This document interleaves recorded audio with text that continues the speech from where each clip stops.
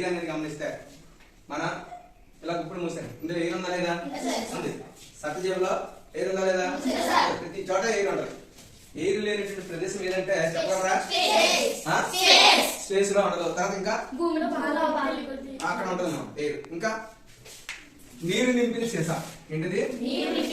ఒక water bottle తీసుకోండి. Water bottle లో పూర్తిగా నీరు పోసేయండి. నీరు పోసేసి పూర్తిగా పోయాలన్నమాట. ఇలా పూర్తిగా నింపండి. ఈ పూర్తిగా నింపినటువంటి సీసాలో కూడా ఎయిర్ అనేది ఉండదు. నీరు నింపిన సీసా. ఎయిర్ కి బరువు ఉంటుందా లేదా? అలాగే ఎయిర్ ఎనర్జీని కలిగి ఉంటుందా లేదా? ఇవన్నీ కూడా వచ్చినప్పుడు చాలా వేగంగా మనం విసిరేస్తా ఉంటాయి మనం కదా. అంటే ఎయిర్ కి ఎనర్జీ ఉంటది. అలాగే ఎయిర్ మనకి ఉపయోగపడుతుంది. మనం బ్రతకాలంటే ఏం కావాలి? ఆక్సిజన్. ఎయిర్ లో ఎయిర్ అనేది గమనిస్తే అనేక గ్యాసెస్ యొక్క కలయిక. అదేనా? అనేక గ్యాసెస్ యొక్క కలయిక ఎయిర్. ఆ ఎయిర్ లో ముఖ్యమైనవి ఏంటంటే మనకు ముఖ్యమైనటువంటి ఉన్నటువంటి ఎయిర్ లో ఉన్నటువంటి గ్యాసెస్ ఏంటంటే కార్బన్ డైఆక్సైడ్, అలాగే ఆక్సిజన్, అలాగే నైట్రోజన్, అలాగే నీటి ఆవిరి, ఇవన్నీ కూడా ఉంటాయి.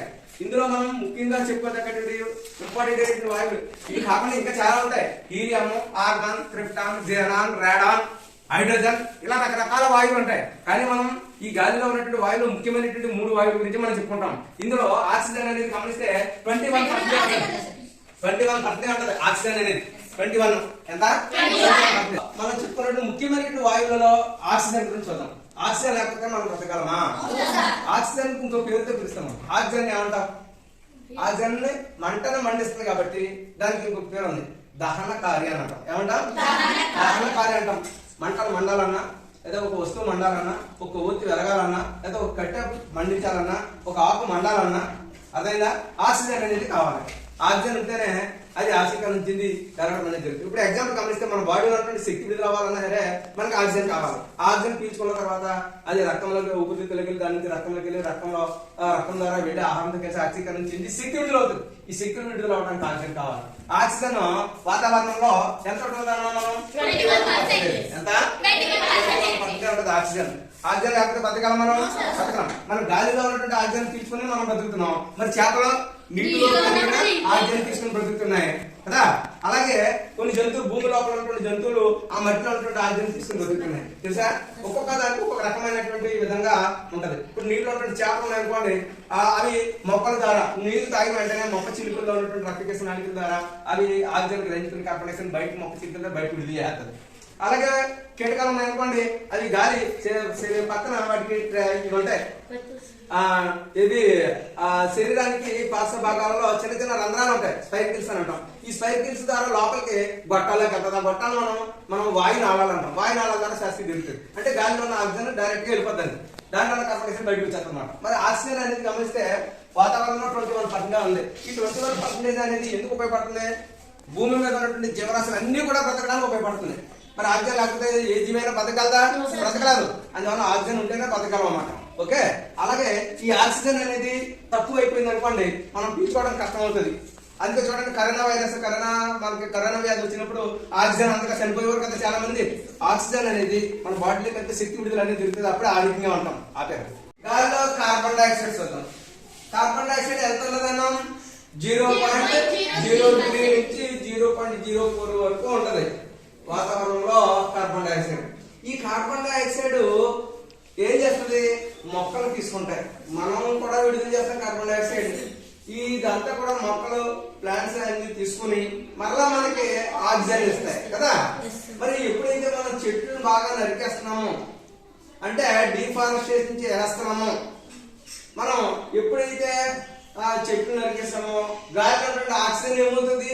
పెరిగిపోతుంది. కార్బన్ డైఆక్సైడ్ పెరిగిపోతుంది, ఆక్సిజన్ తగ్గిపోతుంది. ఎప్పుడైతే కార్బన్ డైఆక్సైడ్ పెరిగిపోయిందో సూర్యుడి నుంచి వచ్చేటువంటి సూర్యకిరణాలలో ఉన్నటువంటి పరాన్న కిరణాలు కానీ, అతినీలత కిరణాలు కానీ ఇవన్నీ ఉంటాయి. ఈ కిరణాలతో ఈ సూర్యకాంతి ఈ కార్బన్ డైఆక్సైడ్ చర్యనంది భూమిని వేడెక్కించేస్తాం. దాన్ని మనం గ్లోబల్ వార్మింగ్ అని అంటాం. అర్థమైందా? దాని వల్ల మొక్కలు ఇవన్నీ కూడా చనిపోతాయి కదా. ఎప్పుడైతే టెంపరేచర్ పెరుగుతుంది మొక్కలు పెరుగుతాయా? మొక్కలు ఉండవు. మొక్కలు లేకపోతే కార్బన్ డైఆక్సైడ్ పర్సెంటేజ్ పెరిగిపోతుంది. ఈ కార్బన్ డైఆక్సైడ్ ఎక్కువ పెరిగిపోవడం వల్ల. అలాగే వాతావరణం ఎప్పుడైతే మనం మొక్కలను నరికేసామో, డిఫారెస్టేషన్ చేసేసామో, వాతావరణంలో చేంజ్ వచ్చేస్తా ఉంటది. అందుకే ప్రతి సంవత్సరం కూడా మనం ఏం చేస్తున్నాం, అడవులు నరికేసి లేదా మొక్కలు నరికేసి మనం ఇల్లులు కట్టేయడం, ఫ్యాక్టరీ కట్టేయడం, ఇవన్నీ చేయడం వల్ల ఏమవుతుంది, కార్బన్ డైఆక్సైడ్ పెరిగిపోతుంది. ఫ్యాక్టరీ నుంచి పొగ వచ్చేయడం కార్బన్ డైఆక్సైడ్, ఆ పొగలో కార్బన్ డైఆక్సైడ్, సల్ఫర్ డైఆక్సైడ్, అలాగే నైట్రస్ ఆక్సైడ్ ఇవన్నీ కూడా పెరిగిపోతాయి అన్నమాట. ఈ కార్బన్ డైఆక్సైడ్ పైకి వెళ్ళిపోయి మళ్ళా నీటి ఆవిరితో కలిసి కార్బోనిక్ యాసిడ్ ఏర్పడుతుంది. అలాగే సల్ఫర్ డైఆక్సైడ్ గాలి నుంచి పైకి వెళ్ళిపోయి నీటి ఆవిరితో కలిసి సల్ఫ్యూరిక్ ఆమ్లం ఏర్పడుతుంది. అలాగే నైట్రిక్ ఆమ్లం, నైట్రోజన్ అనేది గాలిలోకి వెళ్ళి నీటి ఆవిరితో కలిసి నైట్రిక్ యాసిడ్ రూపంలో పడతాయి. ఇవన్నీ కూడా ఆమ్ల వర్షాల కింద ఏర్పడతాయి. వర్షం పడినప్పుడు యాసిడ్ రైన్స్ పడతాయి. ఇటువంటి యాసిడ్ రైన్స్ పడడానికి కారణం ఏంటంటే ఎయిర్ పొల్యూషన్. మరి ఇప్పుడు మనం కట్టెను మండించినప్పుడు కానీ, లేదా ఒక డీజిల్ మండించినప్పుడు కానీ, కిరోసిన్ మండించినప్పుడు కానీ, ఒక గ్యాస్ మండించినప్పుడు కానీ గాలిలోకి పొగ విడుదలవుతుంది. ఆ పొగలు అనేటువంటి వాయువులు గమనిస్తే మనకి కార్బన్ డైఆక్సైడ్, అలాగే ఆక్సిజన్, అలాగే నైట్రోజన్ ఇటువంటి వాయువులు అనేటువంటి విడుదలవుతూ ఉంటాయి. వీటి వల్ల మనకి అంతా కూడా మనం మన ఇంటి దగ్గర మొక్కలను పెంచాలి, అడవులను పెంచాలి, అడవులను కాపాడాలి. డిఫారెస్టేషన్ ఎప్పుడైతే చేసామో, అడవులు ఎప్పుడైతే నరికేసామో, అడవుల్లో ఉన్నటువంటి జంతువులు కూడా రక్షణ ఉండదు. ఆ జంతువులన్నీ కూడా మరలా మన గ్రామాల మీదకి వచ్చి మన మీద దండెత్తడం, దాడి చేయడం అనేది కూడా జరుగుతూ ఉంటుంది. మనం చూస్తున్నాం. పెద్ద పులి ముందు సంవత్సరం మన ఏరియా దగ్గరకు వచ్చేసింది అన్నారు. కారణం ఏంటి, డిఫారెస్టేషన్ చేయడం వల్ల, అడవులు నరికేయడం వల్ల. అందువల్ల అడవులు అనేటువంటి కంపల్సరీగా మనం పెంచాలి. ప్రతి ఒక్కరు పుట్టినరోజుకి కూడా మీరు ఒక మొక్కను నాటాలి. లేదా మీ ఇంట్లో ఏదైనా శుభకార్యం జరిగింది అనుకోండి, శుభకార్యం జరిగినప్పుడు ఒక మొక్క నాటాలి. అలా నాటినట్లయితే మనం ప్రతి ఒక్కరం కూడా పర్యావరణాన్ని మనం ఈజీగా కాపాడవచ్చు. అలాగే నత్రజని అనేది ఉన్నది. ఈ నత్రజని అనేది గమనిస్తే, ఈ నైట్రోజన్ అనేది గమనిస్తే గాలిలో 78% ఎక్కువ శాతం ఉంది. ఈ నత్రజని ఆక్సిజన్ కలిస్తేనే 99% అయిపోతుంది. ఈ ఓన్లీ 1% మాత్రమే కార్బన్ డైఆక్సైడ్, ఇతర వాయువులు ఇవన్నీ ఉంటాయి. అర్థం. తర్వాత అలాగే ఈ నైట్రోజన్ అనేది గాలిలో 78% ఉంటుంది. కానీ మొక్కలకి ఎందుకు ఉపయోగపడదు? మొక్కలకి చాలా అవసరం నైట్రోజన్ అనేది. కానీ మొక్కలో ఒకే ఏ రూపంలో ఉండాలా, మట్టిలో కలిసి ఉండాలి. అంటే పైన నైట్రోజన్ రూపంలో కాకుండా భూమి ద్వారా నీటిలో కలిసి ఈ నత్రజని అనేది వస్తున్నట్లయితే మొక్కలు తీసుకుంటాయి. గాలిలో ఉన్న నత్రజని మొక్కలు తీసుకురావాలి, భూమిలోకి వెళ్ళాలి. భూమిలోకి వెళ్ళాలంటే ఉరుములు, మెరుపుల ద్వారాను ఒక్కొక్కసారి నేలలోకి వెళ్తుంది వాతావరణం నుండి నైట్రోజన్. అలాగే చనిపోయిన జంతువృక్ష కళేబరాలను సూక్ష్మజీవులు విడగొట్టేస్తాయి. బ్యాక్టీరియాలు, శిలీంధ్రాలు విడగొట్టేస్తాయి కదా. విడగొట్టినప్పుడు విచ్ఛిన్నం చేసినప్పుడు అందులో ఉంటున్న నత్రజని కూడా భూమిలో కలుస్తాయి. ఆ నత్రజని కూడా మొక్కలు తీసుకుని బ్రతుకుతూ ఉంటాయి అన్నమాట. గాలిలో ఉన్న నత్రజని ఎందుకు ఉపయోగపడతాం? గాలిలో ఉన్న నత్రజని భూమిలో కలపాలి. కొన్ని బ్యాక్టీరియాలు ఉన్నాయి, Nitrosomonas bacteria, nitric bacteria, nitro bacteria అనేటువంటి కొన్ని అజిటో బ్యాక్టీరియా, ఇవన్నీ కూడా ఈ నత్రజని అనేది మొక్కలు బాగా ఎదగడానికి, మొక్కలు ఆకుపచ్చ రంగులో ఉండడానికి ఉపయోగపడుతుంది అన్నమాట. ఆకుపచ్చ రంగులో ఉన్నప్పుడు క్లోరోఫిల్ బాగా ఉంటుంది. క్లోరోఫిల్ బాగా ఉందనుకోండి ఫోటోసింథసిస్ అనేది బాగా జరుగుతున్న ఆరోగ్యం ఉంటాయి అన్నమాట. అందువల్ల వాతావరణంలో మనకి ఉన్నటువంటి నత్రజని మొక్కలకు ఉపయోగపడే విధంగా మనం చేయాలంటే మనం ఏం చేయాలి, చెట్లను ఎక్కువ పెంచాలి. చెట్లు ఎక్కువ పెంచామనుకోండి వర్షాలు అవి కూడా పడుతుంటే ఆ వర్షాల ద్వారా కూడా భూమిలోకి నత్రజని అనేది వెళ్ళడం కూడా జరుగుతుంటది. ఇక్కడ ఈ బొమ్మను మనం పరిశీలించండి. ఈ ఏరియా అంతా కూడా గమనిస్తే ఈ ఏరియాలో మనకి చూడండి సూర్యుడి నుంచి వచ్చిన సూర్యకిరణాలు ఎక్కువ వేడి వచ్చేస్తుంది. ఇక్కడ ఫ్యాక్టరీ నుంచి పొగలు ఇవన్నీ కూడా ఎక్కువ విడుదలవుతున్నాయి. అలాగే లారీల నుంచి వీటి నుంచి వచ్చేస్తుంది పొగ ఎక్కువగా విడుదలవుతుంది. పొల్యూషన్ అనేది ఎక్కువగా కనబడుతుంది ఇక్కడ. అలాగే చెట్లను డిఫారెస్టేషన్ చేసే చెట్లు నరికేశారు. ఇదంతా కూడా ఈ భాగం నుంచి చూసినట్లయితే మనకి ఇక్కడ చెట్లు బాగా పెంచారు. తర్వాత ఫారెస్ట్ అదే చెట్లు బాగా పెంచడము, ఫారెస్టేషన్ చేయడం ఇవన్నీ కూడా జరుగుతుంది. ఇక్కడ మబ్బులు వచ్చినాయి. మబ్బులు ఏర్పడి వర్షాలు పడడము, ఆరోగ్యంగా ఉండడం అనేది కూడా జరుగుతుంది అన్నమాట. ఇక్కడ అర్థమైందా? ఇక్కడ వాతావరణం కాలుష్యం వల్ల, ఎయిర్ పొల్యూషన్ వల్ల వచ్చేటువంటి ఎయిర్ పొల్యూషన్ అనేది ఇక్కడ చూపిస్తాం. దాని వల్ల వచ్చేటువంటి నష్టాలు కూడా తర్వాత ఎక్కువగా ఉంటాయి. ఇక్కడ ఎయిర్ పొల్యూషన్ లేకుండా మనం అడవులు బాగా పెంచడం వల్ల మన ఆరోగ్యంగా ఉండడం అనే దాని గురించి దీంట్లో మనం చూపెట్టచ్చు చార్ట్ లో. అర్థమైందా? అలాగే మనకి ఇవే కాకుండా దీనిపైన వాతావరణానికి పైన ఇలా ఓజోన్ పొర అనేది ఒకటి ఉంటది. ఏంటిది? Ozone layer. ఈ ఓజోన్ లేయర్ అనేటువంటిది గమనిస్తే ఓజోన్ లేయర్ ఒక అద్దంలా కాపాడుతూ ఉంటది. సూర్యుడి నుంచి వచ్చినటువంటి ఈ సూర్యకిరణాలు ఎలాగా డైరెక్ట్ గా పడకుండా ఈ లేయర్ కాపాడుతుంది అనమాట, ఓజోన్ లేయర్. ఈ ఓజోన్ లేయర్ అనేది ఎలా ఏర్పడుతుంది అంటే ఆక్సిజన్ అణువులతో ఏర్పడుతుంది. ఎలాగా ఇక్కడ చూడండి, ఆక్సిజన్ అంటే O2, ఆక్సిజన్ అంటే ఏంటి? O2. 3 O2 అణువులు ఈ సూర్యకాంతి వల్ల ఎలా విడిపోతుంది, సూర్యుల్లో ఉన్నటువంటి కిరణాల వల్ల ఎలా విడిపోతుంది అంటే 2 ఓజోన్ అణువులుగా విడిపోతుంది. 3 ఆక్సిజన్ అణువులు 2 ఓజోన్ అణువులుగా విడిపోతుంది అనమాట. ఈ ఓజోన్ అనేటువంటిదే ఇలా పొరగా ఏర్పడడానికి ఉపయోగపడుతుంది.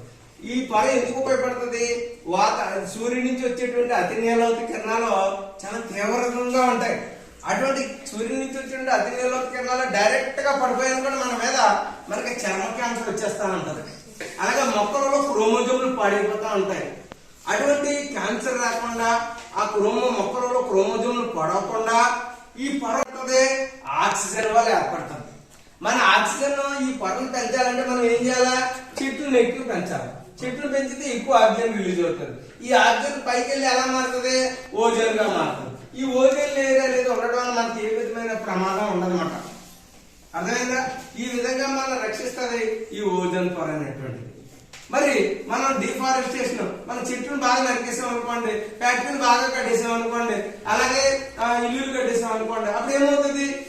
ఎయిర్ పొల్యూషన్ పెరిగిపోతుంది, ఆక్సిజన్ పర్సంటేజ్ తగ్గిపోతుంది, కార్బన్ డైఆక్సైడ్ పర్సంటేజ్ ఏమవుతుంది? పెరిగిపోతుంది. కార్బన్ డైఆక్సైడ్ పెరిగిపోయిందంటే అప్పుడు ఏమవుతుంది? టెంపరేచర్ పెరిగిపోతుంది. అందుకే చూడండి, ముందు సంవత్సరానికి ఈ సంవత్సరానికి టెంపరేచర్ పెరిగిపోతుంది. అంత ముందు సంవత్సరానికి ఇప్పుడు చూడండి ఇంకా ఎక్కువ పెరిగింది. అంటే సంవత్సరం కూడా మనం వెళ్లే కొద్దీ కూడా టెంపరేచర్ ఏమవుతుందంటే వేసవికాలంలో పెరగడం తప్ప తగ్గడం అనేది లేదు. కారణం ఏంటంటే సేమ్ ఇదే. అలాగే తాజ్మహల్ ఉంది ఆగ్రాలో. తాజ్మహల్ అనేటువంటి సల్ఫర్ డైఆక్సైడ్ వాయువు వల్ల, అక్కడ చుట్టుపక్కల ఉన్నటువంటి ఫ్యాక్టరీలు ఉన్నాయి, ఆ ఫ్యాక్టరీ నుంచి వచ్చేటువంటి పొగలో ఉన్నటువంటి సల్ఫర్ డైఆక్సైడ్ వల్ల తాజ్మహల్ అనేటువంటిది తెల్లటి పాలరాయి, ఆ పాలరాయి ఏమవుతుందంటే శుభ్రంగా పసుపు రంగుగా మారిపోయి ధూళి కింద రాలిపోయినట్టు అయిపోతుంది. అందుకే ప్రభుత్వం ఏం చేసిందంటే తాజ్మహల్ అనేటువంటిది ప్రపంచంలో 7 వింతల్లో ఒక వింతది. మరి అటువంటి వింతను మనం కాపాడుకోవాలి.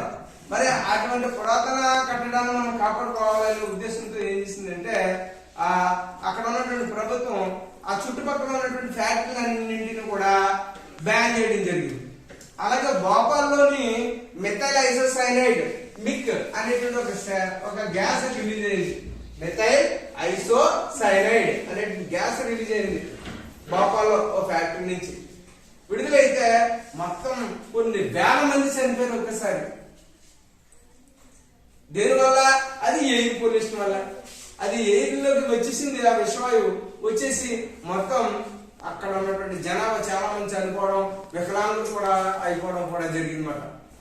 అండ్ అటువంటి ఎయిర్ పొల్యూషన్ లేకుండా మనం వాతావరణాన్ని బాగా రక్షించుకోవాలి. అర్థమైందా?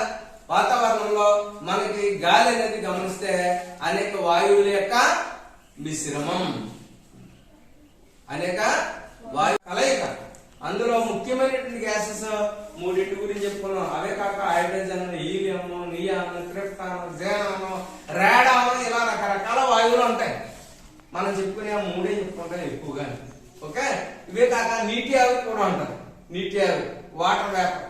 వాటర్ వేపర్ అనేది ఒక్కొక్క ప్రదేశానికి వెళ్ళే కొద్దీ ఒక్కొక్క రకంగా మారుతూ ఉంటది. అన్ని చోట్ల ఒకే రకంగా ఉండదు వాటర్ వేపర్ అనేటువంటిది. అదేవిధంగా రకరకాలుగా మారుతాం. ఇప్పుడు మనం వీడియో చూడండి ఒకసారి. ఎయిర్ పొల్యూషన్ ఇది.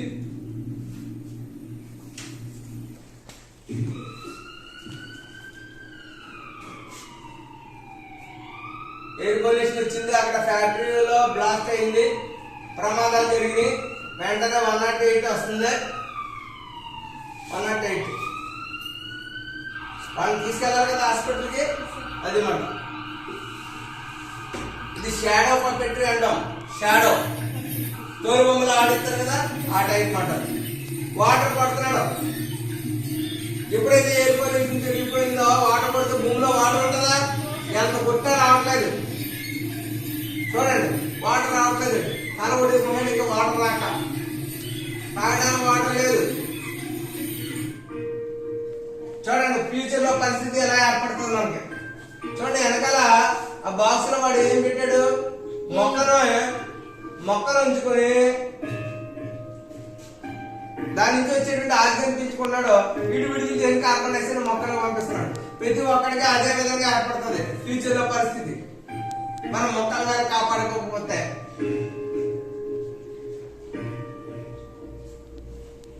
చూడండి మనం కూడా చెట్లను జాగ్రత్తగా కాపాడుకోకపోతే, అడవులను కాపాడుకోకపోతే. చూడండి ఈ పాప ఏం చేస్తుంది, వాటర్ వేస్తుంది మొక్కలు పెరుగుతున్నాయి.